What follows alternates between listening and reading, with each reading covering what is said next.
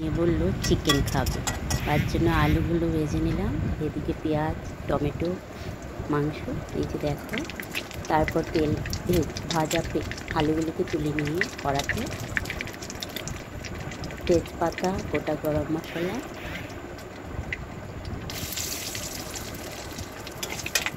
দিয়ে দিলাম, দিয়ে পেঁয়াজ দিয়ে দিলাম, কুচো করে রাখা ছিল আলু, তার সাথে টমেটোগুলো দিয়ে দিলাম, যেগুলো আগেই আমি কেটে রেখেছিলাম।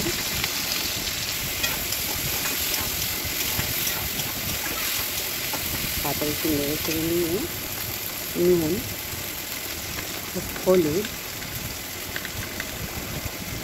ও বাকি মশলা, আদা রসুনের পেস্ট, লঙ্কা, জিরে, ধনে দিয়ে মশলাটাকে সাজিয়ে নিয়ে চিকেনগুলোকে দিয়ে দিলাম, দিয়ে আবার একটুখানি সাজিয়ে নিয়ে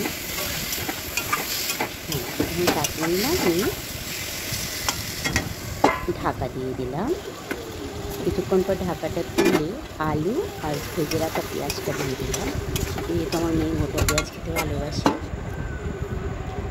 তারপর মিডিয়াম ফ্লেম দিয়ে দিলাম। তারপর আবার ঢাকাটা তুলে মাংসটা একটু কষা কষা হয়ে গেলে হালকা জল দিয়ে দিলাম, দিয়ে হালকা গ্রেভি রাখলাম। তারপর সবার লাস্টে কস্তুরি মেথি আর তার সাথে গরম মশলা দিয়ে একটু নেড়ে চেড়ে নিয়ে নামিয়ে নিলাম। তারপর গরম ভাতের সাথে চিকেন নিয়ে নিলাম খাওয়ার জন্য। দেখো কেমন হয়েছে, খেতে খুব সুন্দর হয়েছে।